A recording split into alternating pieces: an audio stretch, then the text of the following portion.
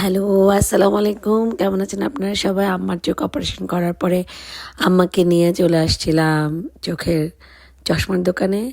চশমা কিছুতেই সিলেক্ট করতে পারতেছিল না। একেকবার একেকটা নিতেছিল। আমার এই লাল ফ্রেমের চশমাটা খুব ভালো লাগছিল। কিন্তু আম্মা পছন্দ করে নাই। আম্মা বলে, "না, এটা বাচ্চাদের মতন। এটা নাকি বাচ্চাদের চশমা।" এজন্য উনি নেয় নাই। কিন্তু আমার কাছে মনে হইতেছিল আম্মাকে ভালোই লাগছে চশমাটাতে। যাই হোক, এটা উনি পছন্দ করলো না, তা এইটা আরেকটা দেখলো। ফাইনালি উনি এই চশমাটা পছন্দ করলো। আপনারা জানি না আপনাদের কাছে কেমন লাগছে। নট ব্যাড, আমার কাছেও ভালো লাগছে।